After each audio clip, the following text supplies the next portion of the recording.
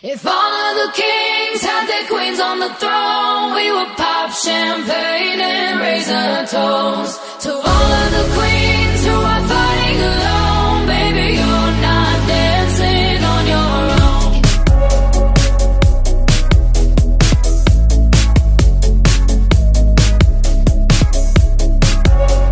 Hello again, guys. I'm here again to do another video on a different school of magic. My last video was focusing on blood magic, but that was mostly about how to break into blood as a totally non-blood nation, rather than necessarily going into complete detail on the blood magic as a school itself. Now, this video, I'm kind of focusing more on the other side of things. Again, generally, what is this school of magic and how can it be useful for you, either as a nation that has natural access to it or as a nation that has no access to it naturally.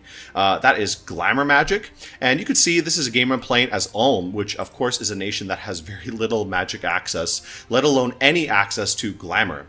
And I chose this nation specifically to see how easy it would be for me to break into glamour, and also how useful it could be as a secondary kind of magic path. So again, 𝓕𝓪, if you know, is mostly about earth and fire. Most of its mages are Earth 2 mages, and earth is the main path it's going to be using. It has very limited fire magic. On average, it has only fire 1 for most of its mages, and occasionally you'll get a few randoms of like astral air, maybe another earth, maybe another fire. So very, very limited magic, and that's basically it.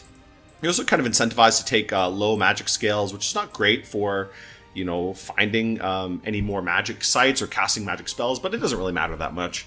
I basically just chose 𝓕𝓪 as the anti-magic nation to kind of see how useful something like glamour as a splash of magic would be. And you could see I've been able to get quite a lot of glamour gems, but this is all considering that this is a single-player game. I was able to cast the Gates of Horn and Ivory, which is the kind of gem generation spell for glamour gems, but prior to that I was really only getting about 4 or 5 glamour gems per turn, which is pretty miserable considering what I'm getting for everything else. I mean, I guess it's pretty average compared to everything else.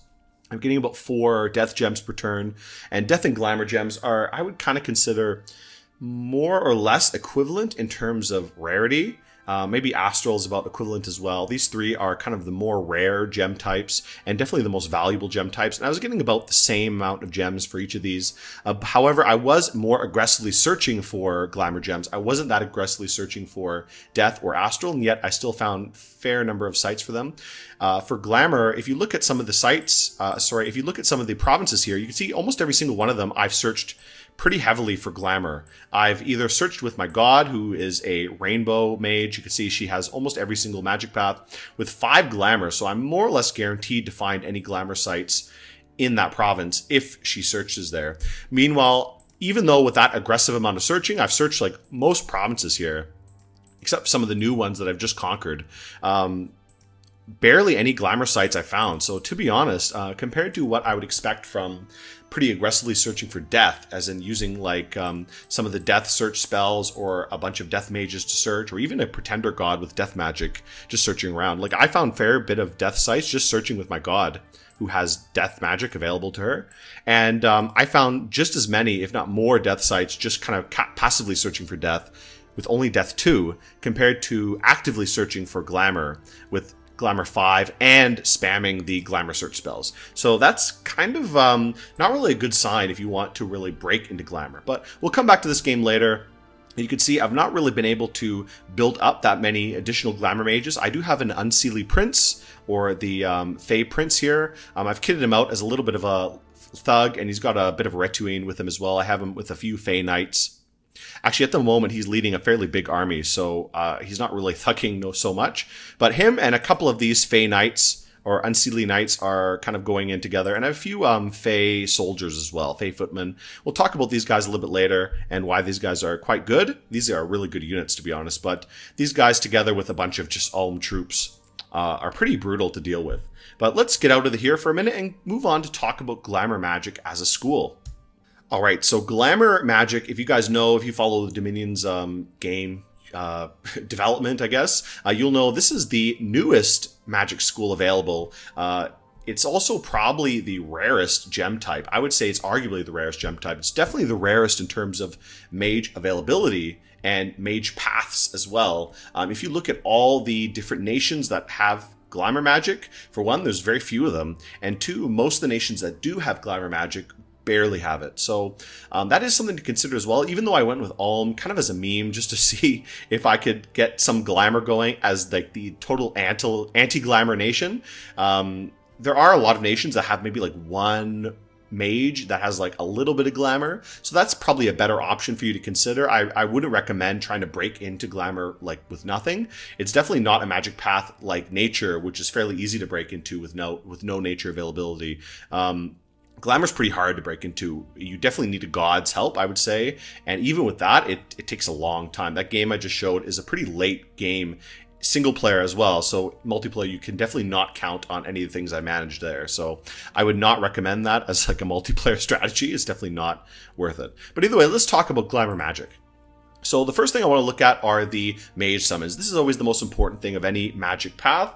What can you actually get out of it? What mages can you get? Mages are obviously the most important, commanders and mages, but specifically I'm going to focus on the mages. There are a few other generic commanders you can get, like the Awakened Sleeper, but I mean, not many people bother with those too much. Most people think about the mages. So these are the three main mages you can get. First, you have the Water Kobold, who's both the lowest path requirement, only Conjuration 4, and the cheapest in general. He only costs 12 gems, and he's a Glamour 1, Water 1. The big advantage of this guy is once you summon one of these, they can reproduce themselves. So I guess they're like asexual little kobolds. They can keep making themselves infinitely. So if you somehow get a Water and Glamour random, you can continuously pump out these guys and get as many as you need. So that could be kind of useful if you want just a core of cheap, spammable Glamour mages, Glamour 1 mages. You can get a bunch of these guys together and, you know, spam them. I imagine that could be useful, but even 12 Glamour gems is still quite a bit to really be spammable. Summon 𝓕𝓫𝓾𝓵 is a little bit more expensive. He's about 20 gems, and he requires 2 Glamour and 1 Earth. Now, he only has 2 Earth and 1 Glamour, which is kind of annoying because he can't summon himself. However, that 2 Earth is pretty good in that it'll allow you to do things like summon Earth Power and access a lot more Earth magic. But considering that, I don't really know if this is that worth it, because this is pretty expensive for a 2 Earth, 1 Glamour mage. Considering the 1 Glamour is not any better than just a Kobold, and 2 Earth is good, but if you already have 1 Earth magic, it's hard to really justify. I guess if you really need, this is more, I think, if you need Earth magic, because this will get you Earth 3 in combat pretty easily, then it could be more useful. But other than that, I don't know. I kind of doubt the usefulness. I probably would never use Summon 𝓕𝓫𝓾𝓵. I think it's the least useful of these 3. Last one is Summon 𝓕𝓪𝓫𝓾𝓵. This is the bigger Glamour Mage Summon, and not with the biggest, but one of the bigger ones. He's 35 gems, which is really expensive. He's more than the Unseelie Prince who I showed earlier. That unit is way better. The Fey Prince is way better of a unit than this. But however, this guy has a pretty good path spread. For one, he can't summon himself, but he can, you know, he can boost himself up to Glamour 3 and then he can summon himself.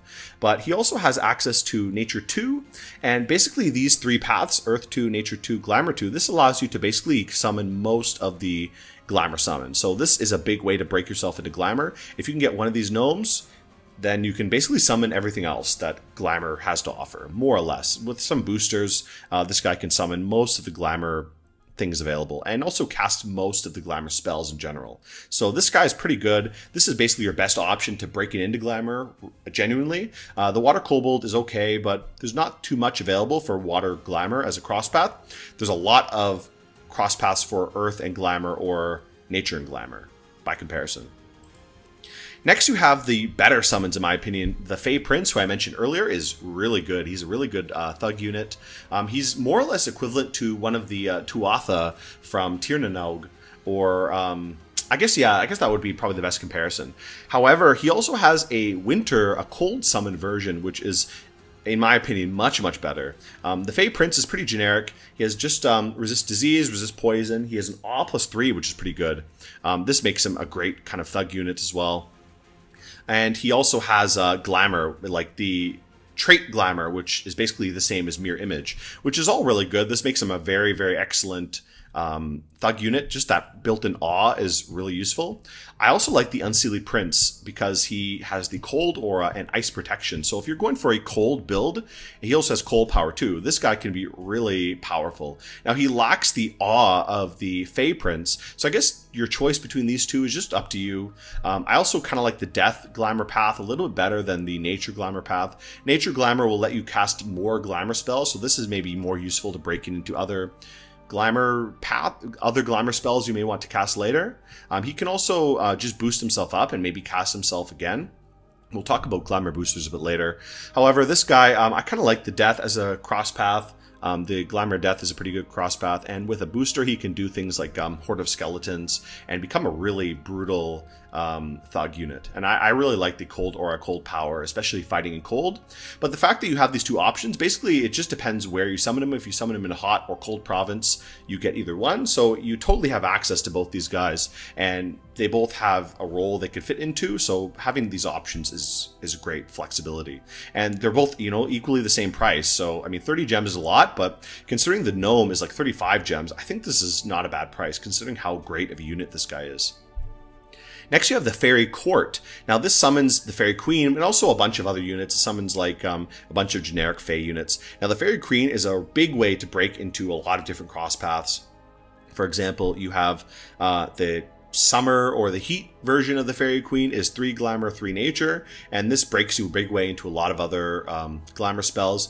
You also have a chance for a +2 of any of these paths, so it can help break you into any of these cross paths and allow you to do some, you know, cross path magic as well, which is great. So she could be very good with that. And again, the heat version has awe. I don't know if I would use this as a thug. I mean, maybe she could be, but I'd probably rather use her as a battle caster, or maybe like a caster thug rather than anything else.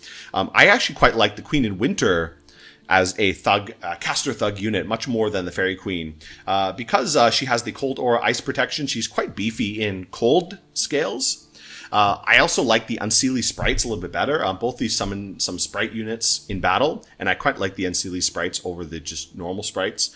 Plus, I think the Glamour and water cross path is pretty good. She can do things like quickness. She can do a lot of water spells. And also the chance for getting death is quite good because she can easily get death too. And again, that opens up Horde of Skeletons and a lot of other really useful death spells. So I quite like the Queen of Winter again. But again, this is the same thing. If you cast it in cold or heat scales, you can get either one. And, you know, even if you take cold scales for your nation, it's incredibly easy, as everyone knows, to find just a forest that's not cold and get the other one. So, I mean, these are both great options. 60 gems is a lot, but I think it can be worth it just for one of these units, but definitely not something you're going to be spamming because that's a lot of gems. I mean, it took me a long time to build up 60 gems just to cast the Gates of Horn and Ivory to get the gem generation. But once I did that, I'm getting about 20 gems per turn, then I could probably start casting these fairly regularly. However, I think I'd rather get more Fey Princes rather than a bunch of Fairy Queens.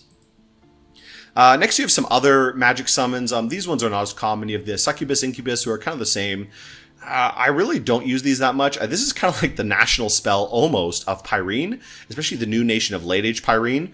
They can cast this really, really easily. This is basically a flying seducer. It has something called Dream Seduction, where they can seduce a little bit differently, and they can create a kind of, I don't know, some kind of like new unit from basically fucking whatever commander they seduce. I've not really used Succubus that much, so I can't really comment on that, but this is a kind of interesting option. Maybe if I do a video on Late Age Pyrene, I'll go into more detail about these. But again, this is a Glamour summon, so I did want to mention it. The last one is Cave Kobolds. Now these are units, and they're not that great units. I mean, they're stealthy and give you a siege bonus, so I guess that's kind of what's useful about them if you need some quick siege strength. The main thing about them is that if you do, what is it? If you do Gift of Reason on them, you can get a 1 Earth, 1 Glamour Mage. So they can cast themselves, but then you have to, again, you have to invest in the Gift of Reason. That's a lot of gems to invest for just a 1/1 Mage. So I think that's not worth casting that. I mean, these guys are mostly for, I would say, for siege strength. If you want some siege strength, especially underground, these guys might be good for sieging underground forts. But beyond that, I don't know if they're that useful. Now let's talk about the unit summons, some useful unit summons. Now these are the Fey summons I want to look at first, the Fey Knights and the Fey Footman. Again, all the Fey units have a hot and cold version, the Fey version and the 𝓕𝓫𝓾𝓵𝓸 version. They're always the same. The Fey Knight has basically more or less the same stats. Here they have resist poison, glamour, and so on. The 𝓕𝓫𝓾𝓵 Knight has the ice power, ice protection, cold power, ice protection. So I kind of like him a little bit better, as I said. This one doesn't get awe like the commander does. So that's unfortunate, but you know, that's fine. These guys are still quite good. And again, these are more or less otherwise the same. They're a really strong knight unit. They have the glamour mirror image effect. And they also have recuperation, which is good, so you can use them in a lot of battles and they won't get too injured. They hopefully will heal themselves up. So that's pretty good as well. Next you have the Fey Footmen, who are basically the same. They have the glamour mirror image effect, they have recuperation each, and they also have cold power ice protection in the case of the 𝓕𝓫𝓾𝓵 version. So again, these are both good options. They're both fairly good, well priced for what you get. You get 5 footmen plus some extras per extra glamour level, and you get 3 knights for 15 gems. And I think that's a fair price. These guys are quite good. Again, they're probably equivalent to the 𝓕𝓪𝓫 riders, from 𝓕𝓪𝓫𝓾𝓵, who are really good units in general, and these guys I would say are equal to them, if not maybe a little bit better. I don't know if they say it better. I think the 𝓕𝓫𝓾𝓵 Knights are better than the 𝓕𝓪𝓫𝓾 riders, to be honest, and they have much better armor too. The 𝓕𝓪𝓫𝓾 riders have pretty shit protection, to be honest. Mostly wearing like bronze and pretty early age armor. These guys have all plate armor and good shields, good armor on their horses. So I kind of like these guys a little bit better, I think. I don't know. I think these guys are better. But let's move on from there. Now you have the generic kind of Fey Folks with the Summon Fey Folk spell. These are kind of a mixed bag because you can't guarantee what you get. You get 10 of these guys, and you get a mix of these 6 kind of units who are ranging from how good they are. The main thing is that they're quite cheap. 5 gems for 10 of them, and all of them have the glamour mirror image ability. So if you just want a swarm of glamoured units, these guys could be pretty good. I mean, that's kind of nice if you just want a bunch of these guys. If you have a lot of gem income, you can kind of spam this. This is pretty spammable, and get a bunch of units that are glamour. That can be hard for some nations to deal with, especially if they don't really have an easy way to pop that glamour. That could be a real problem for them. So I do think these guys have a use, but they're a pretty mixed bag in terms of what you get. So, I mean, I wouldn't really trust them that much. They're not that powerful. And the Fey units in general, just to go outside for a second, talk about what features they all tend to have. Now, all the Fey units tend to have a few useful features. For one, they have the glamour effect, the mirror image effect, and that can range from intensity. This makes them really hard to deal with for a lot of nations. I mean, unless they have an easy way to pop that glamour, like massive attacks like javelins or slingers, or magic weapons or something that can pop that glamour, that can be really difficult to deal with.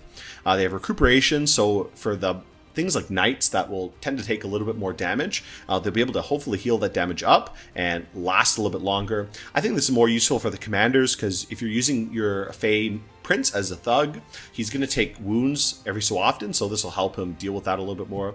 And last, they all tend to have True Sight. This will allow them to see hiding units in the case of commanders, or deal with enemy glamour like blur or displacement, which is something pretty useful to counter that. So this is a good way for a nation that doesn't really have natural access to these kind of things to get a little bit for their army.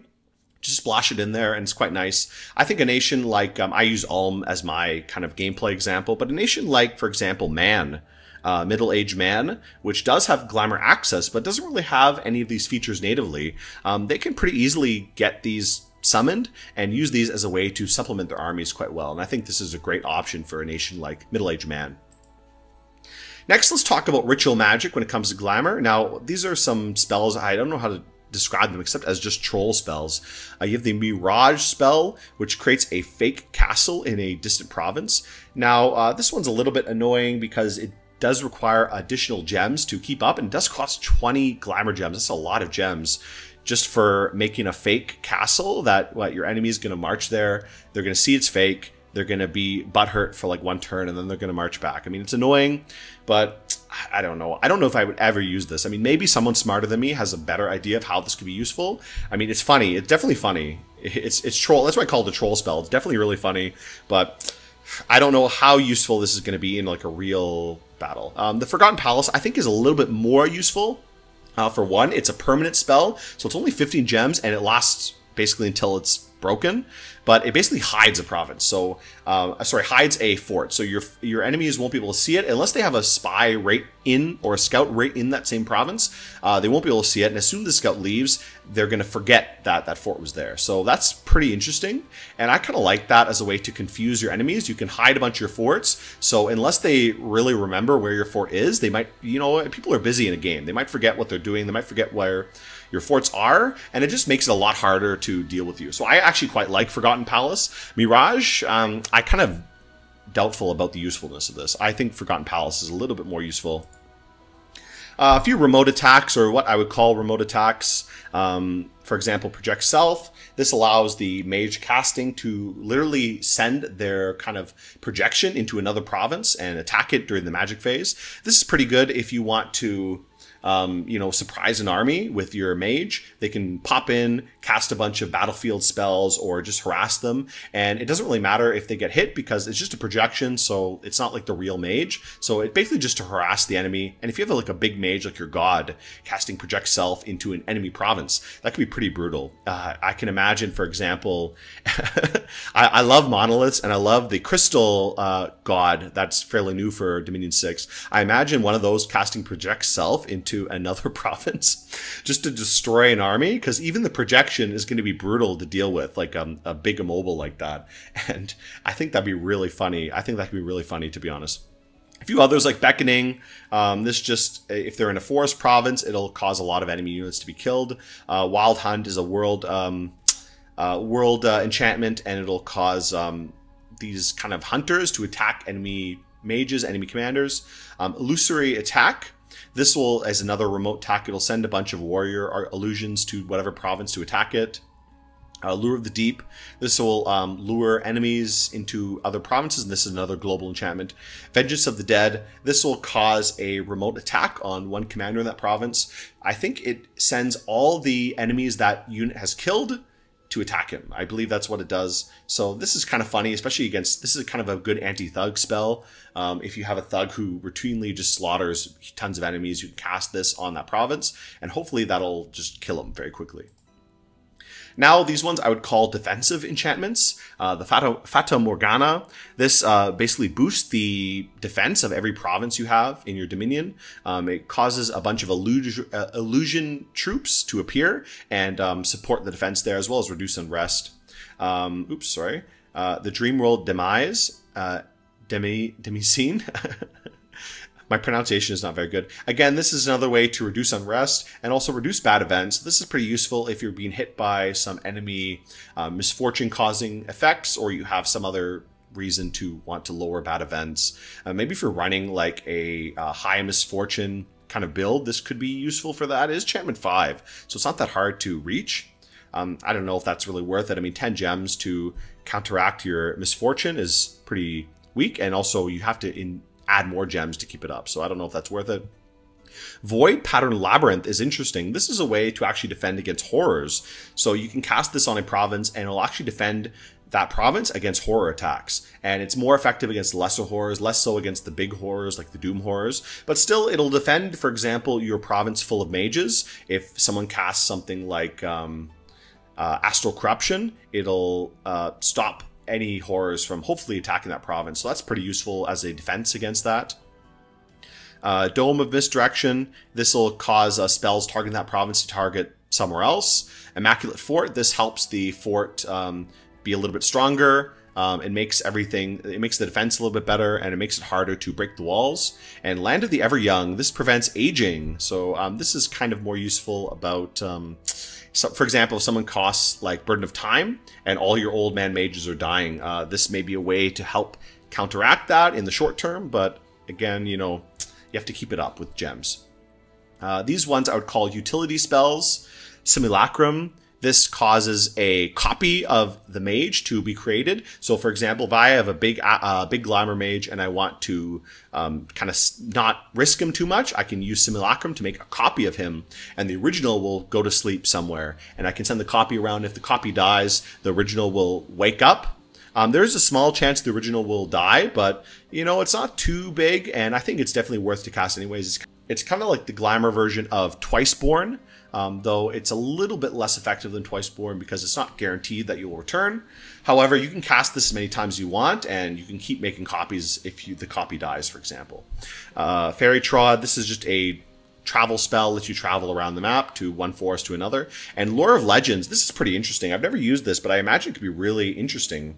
This is a way to kind of boost up your mage's power for one turn. So I cast this, the next turn, all my mage's magic paths are going to be one level higher. So this is great if you plan on casting a big spell the next turn, or crafting something next turn, or whatever you want to do. For whatever reason you need a boost that next turn, this is a good way to get it. And this is pretty interesting spell. I imagine this could have a lot of utility for all kinds of different things. Now, these ones I just highlighted some other useful spells. There's a lot of spells I'm not going to be looking at. Eternal Twilight, this covers the whole world in Twilight. It gives every province a bonus to magic scales and gives every battle the Twilight effect, which is like kind of a darkness effect, but a little bit lighter, a little bit weaker. So that's good if you have True Sight or Dark Vision or something like that.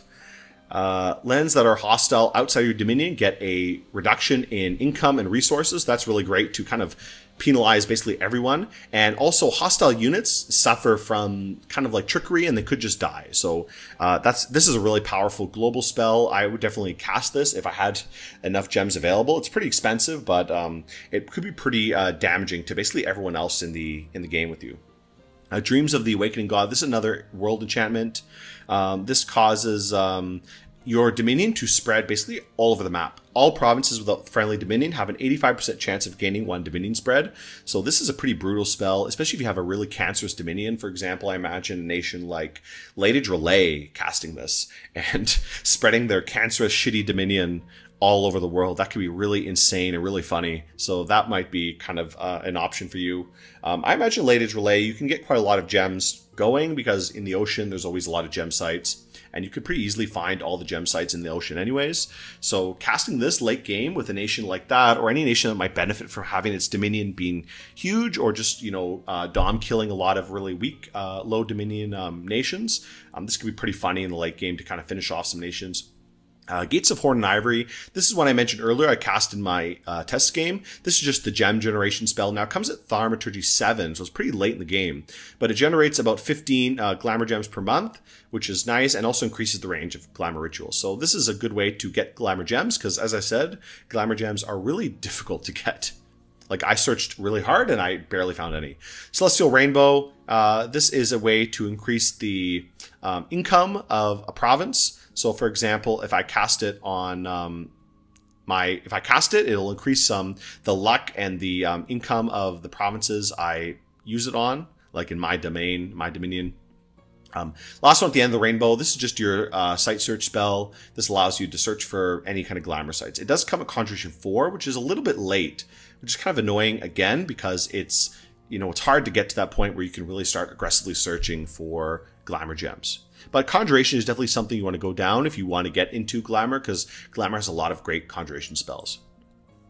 Now, talking about combat magic, there's a lot of spells I put here. These are all pretty low-level basic spells, and to kind of summarize them, the kind of effects you can get from Glamour are Awe, Fear, I should say Dread, which is a little bit different from Fear because it can be negated by True Sight, Sleep, Blur, Displacement, Fetters, which is like to hold the enemy in place, Luck, and Mirror Images. So these are kind of the basic buff or debuff effects that you can get from Glamour, and there's a lot of upgrades to these spells. For example, Shroud of Splendor, you can get an upgraded version that is mass casting, so you can cast on a group of enemies or a group of your units or whatever. And same with most of these as well. They have upgraded versions of them that are a little bit better and so on. But I just want to highlight these kind of common effects that you'll get out of the Glamour School and out of the pure Glamour as well. However, Awe is also Glamour Fire. Fear is also Glamour Death, or I should say not Fear, but Dread. It's the same effect. It's just Dread can be negated by True Sight while Fear can't. All right, some offensive spells I want to highlight. A few of them here. There's quite a lot to go through. A few on the left are pretty basic ones. Bewitching Lights causes a fascination stun effect, just causes enemies to be stunned for a few moments. Ephemeral Bolt causes kind of fake damage or illusion damage. Elf Shot Again, causes fatigue, so causes a huge fatigue hit. This could be great against mages especially. False Fire, again, it causes a kind of fake damage as well as a fake fire damage. So it causes also kind of heat damage, I guess, fire damage, even though it's both like a fake damage. Fascination, again, it's same thing as Bewitching Lights. It just causes a kind of stun effect to whatever unit, and Sleep causes a sleep effect for whatever unit is. On the right side here, I have a few more higher level spells that I wanted to highlight. These ones are quite good in my opinion. Wailing Winds is just as good as it was in Dominions 5. However, now it's a Glamour Air spell rather than Death Air. This causes a mass fear effect and continuously targets all enemies with a fear effect, so they eventually all morale break and run away. Shimmering Fields is pretty good. This causes a mass of damage to the whole field. It could affect your units as well, but this is a good like kind of field-wide, battlefield-wide attack spell. It's kind of similar to like Earthquake. I would say it's kind of the weakest of the battlefield hit spells, but it's not too bad. Especially if you have units that can float above it, it can be pretty useful. Mass Confusion causes confusion to a big area of about 5 or 6 units, a 5 or 6 squares, so that's a pretty big area.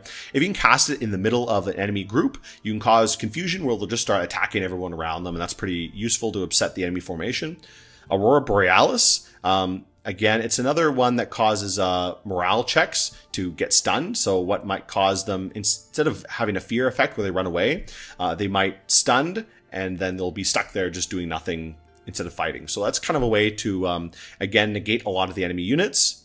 If you have this with Twilight as well, either with the Twilight spell or with the Global Twilight, it's a little bit easier to cast.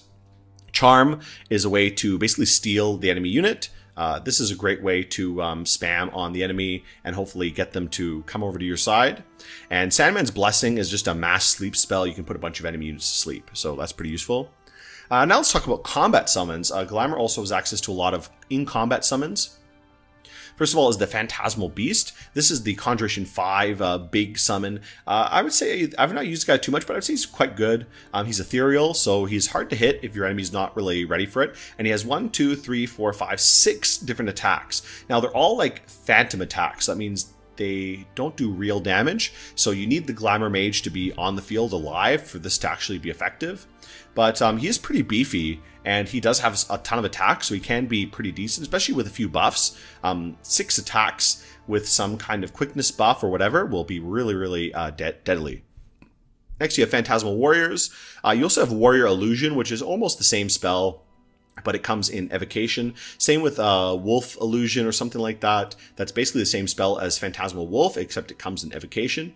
And this summons a bunch of these Phantom Warriors, while this one summons a bunch of Phantom Dogs or Phantom Wolves. And they're both pretty good. I would say the Phantom Warriors are pretty good, especially the one that summons a big group of them. Again, it's just a way to summon some extra units on the field, but I quite like this, especially as a raiding spell.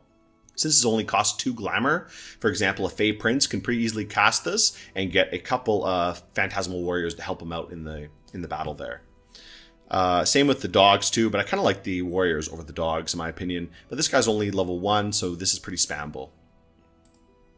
A few other ones. One of the best summons in the game, in my opinion, like I really like this, is the Phantom Knight. Now this is only Glamour 2, and it costs 1 gem. So for example, a Fey Prince can easily summon this in battle to help him out in his raiding. It is Conjuration 7, which is really late, but this is a great unit. He's ethereal. He's basically an ethereal, heavily armed knight. He's got silver, heavy armor. He's got a lance. He's got another weapon as well. So this is a really excellent unit, summonable unit. Now it's a little bit spammable because it is fairly cheap and low level. If you get a bunch of Glamour 2 mages, you can spam this out and get basically a big lance charge for not that much investment. So to be honest, if you're willing to go to Conjuration 7, I would definitely look at this as an option because it's cheap, it's easy to cast, and it's really, really effective to get these ethereal, heavily armored knights. The summon sprites is with 1 Glamour, 1 Nature, and this summons a big group of these sprite units. These have the Elf Shot. Now, I would kind of compare this to Swarm, and that I think the best utility for this is upsetting enemy mages. Because these fly, you can have them fly in the back, and they also have a glamour effect, so they're hard to hit.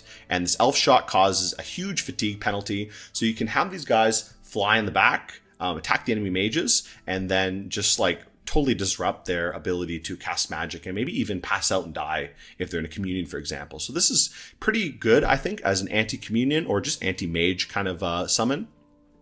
Last one is False Horror. This summons a fake horror. This is a fear effect and pretty powerful as well. But again, it's just an illusion unit. So once the caster dies or something, this guy will disappear as well. He's not real, and he can be negated by True Sight or something like that. But this is pretty good as well. He can do a lot of damage in the meantime he's there.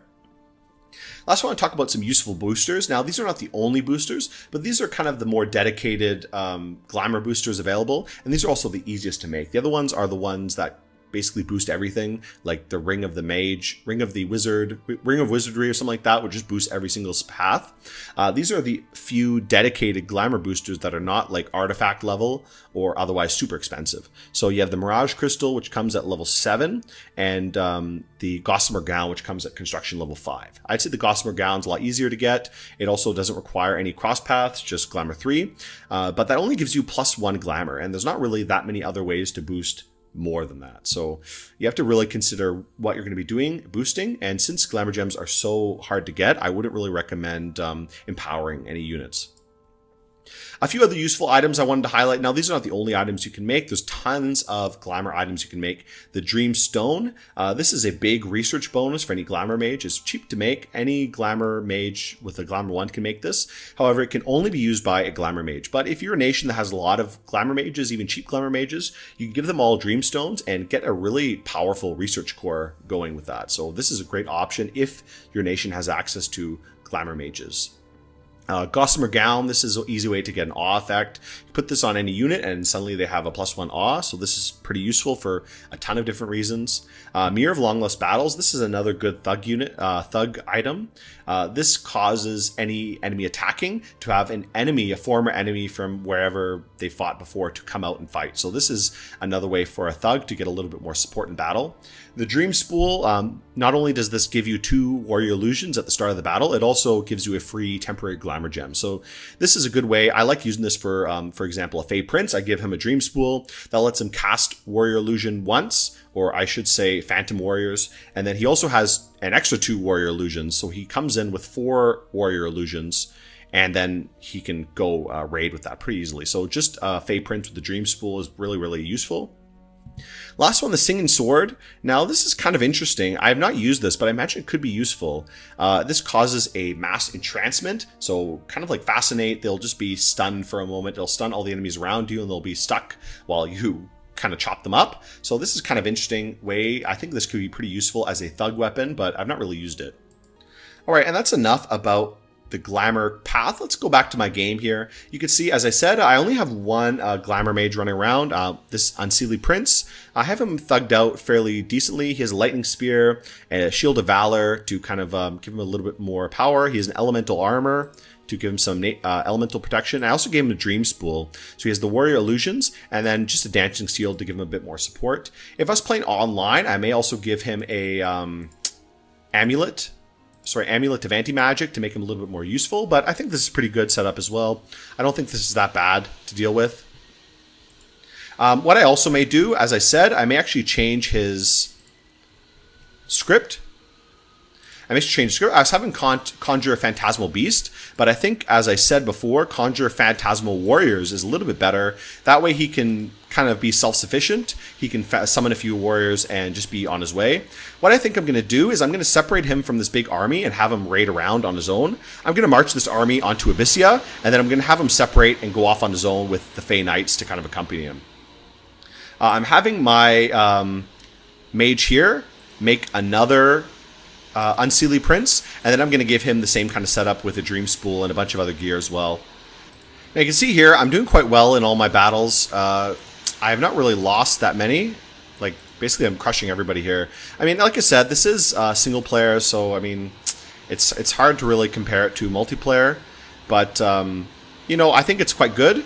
And actually, I'm going to move these guys in here, and I'll drop them off a little bit later, and then I'll send the Unseelie Prince off. Here's another Unseelie Prince. I'm going to give him a little bit of gear. Let's give him a nice little setup here. Actually, I'm wondering if I give him a Amulet of Giants. See how that goes with him. Make him a giant. I wonder if that'll make him a little bit easier to deal with. That might make him a little bit better thug unit. I'll see how that is. I might also give him a helmet if I can. Let's see what I can make.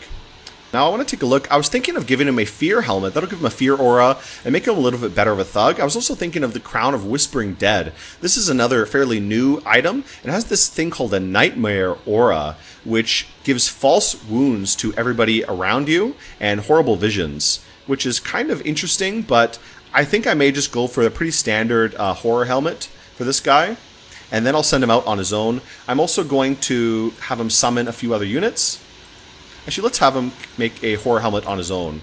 Actually, you know what? We'll have him make... I think I will try the Crown of Undead. And I'm going to have this one... My god, I'm going to have her cast some Fey Knights. So get a couple Fey Knights to accompany him, and I'm going to send this guy around to start raiding a little bit. So let's end the turn here. We'll have the rest of these guys keep moving out. I don't know what these guys are doing. I'm just sieging all these provinces. Sieging everywhere. Not really much going on. Just taking out basically every province here. I've mostly taken over the whole map. Only basically Abyssia and Xibalba were left, and I don't really have much else to do. Ulm is just so powerful, so it's hard to really talk about how great Glamour is when basically I'm crushing everything just with the power of Ulmish troops, you know?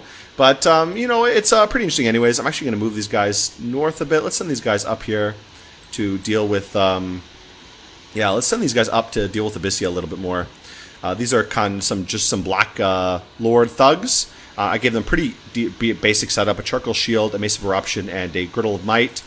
These are just some thug units I'm having go around to crush stuff. A lot of these Black Lords I'm using as thugs because they're just great thug units. But this is not really about Ulm. I know I'm playing Ulm here. Ulm is just a great nation, but again, I want to focus more on the Glamour units. So let's try this Unseelie Prince and see how he handles a small army on his own with a few Fey Knights accompanying him. Let's end the turn here. Alright, so we have this guy kitted out. Let's give him this helmet. And I think that's a nice little setup for him. This is a pretty good thug setup. I gave him a Shock Trident. I'll try how well this is. It gives the chain shock effect. Let's also give him a few units. I'm going to give him some Fey Knights as a Retuine. Set them to Guard Commander. And I'm going to have this guy sit in the back. Oh, actually, what I wanted to do was give him a Dream Spool. That was right. I'll have him do something like... Let's have him do Dance of Ephemeral Swords. And then I think just luck, personal luck. Let's just do luck. That way he can make all of these guys lucky too. And then attack attack rearmost enemy. So I think it's pretty good. Let's have him sit in the back. Let's do that little buff path, that little buff build.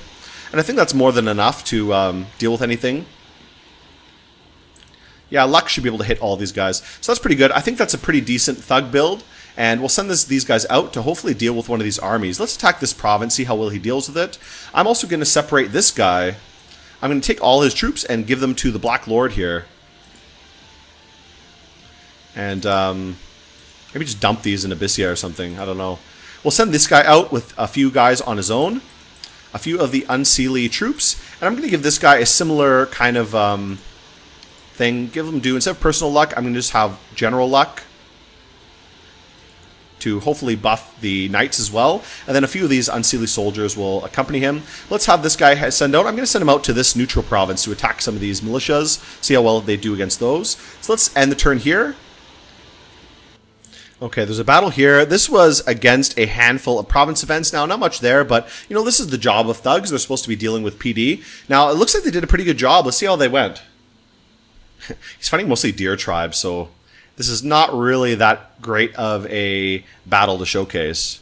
So you can see this purple. I guess that's the Nightmare Aura. Let's see, did the luck go off? These guys take luck? Oh, I don't know if they did. I don't see it. So maybe they did not pick up the luck buff, which is too bad. But, oh well, you know, that's okay. Did this guy take the luck buff? Yeah, he did, so he got it, but the other guys didn't. Did any of them get it? No, none of them did. Okay, that sucks, but whatever.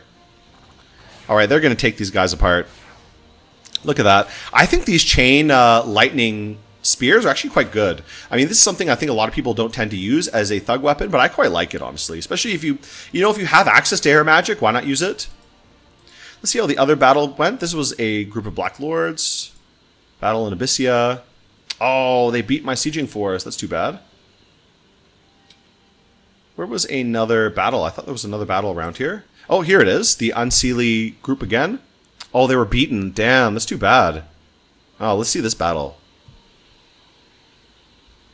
Hopefully they didn't die.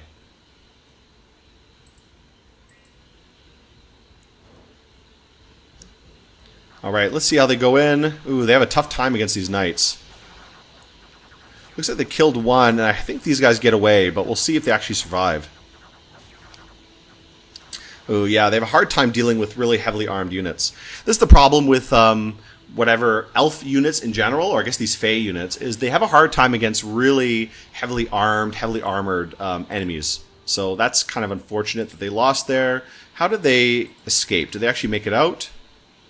Zero made them back. Oh, so they all died. That sucks.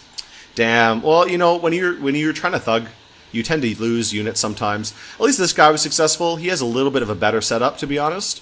Let's try to attack another small group. I'm going to attack this small army here. That's 30 units. Ooh, that's rough. So let's see how well that goes. Kicked out Abyssea as well. So this whole force is kind of being pushed back a little bit. That's unfortunate.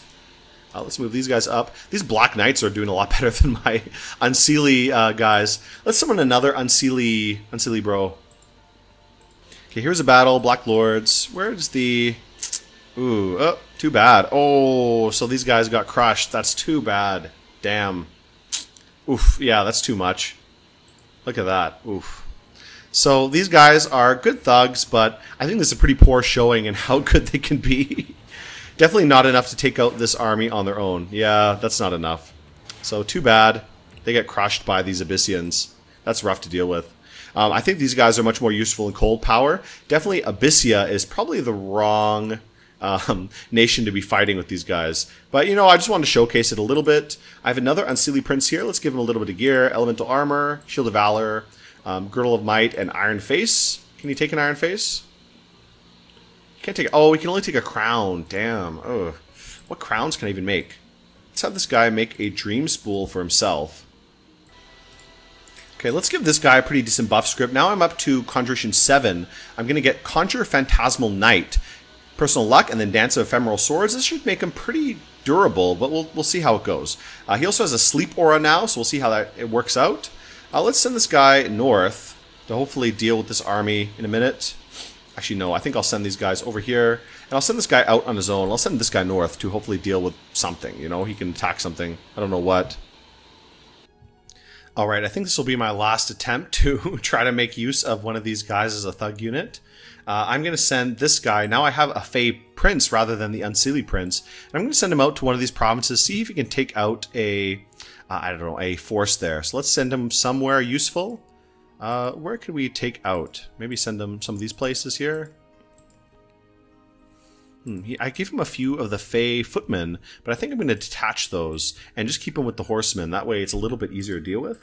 Let's send him out to attack, let's attack Abyssea again. Let's attack one of his provinces here and see how this goes. Hopefully this will actually work out, but we'll see if it actually does anything good. Alright, let's see that battle, Stormwoods. Oh, so pretty brutal. Yeah, he died there. So I think this is enough for this, trying to attempt to use these guys as thugs. I think you guys kind of get what I mean, but it's definitely something you need to be careful with, and definitely choose your battles a little bit better than I've been choosing mine. So yeah, look at that. He gets swarmed, and then, damn, done. That's brutal. I still hold that these guys could be useful. I think they could be useful as thugs, but I've had bad luck in the last few attempts I've been trying here. So I think I'm going to end the video here, guys. I'm not going to be pumping out any more of these guys. I'm already using up all my glamour gems trying to manage this. Like I said, I think glamour is not really that useful for a nation that doesn't have it naturally. I think the amount of effort you have to put in to get into glamour is really not worth the effort, to be honest. I mean, if you want to do a little bit, it's fine, but I think it's not worth pursuing. I tried it as Ulm, and you can see even after like a long game, almost all of my battles have been won on the backs of Ulmish troops rather than anything else. So I think the main thing here is just try to focus more on a nation that actually has it natively rather than anything else. But I'm going to end the video here, and I'll see you guys next time. So goodbye, guys.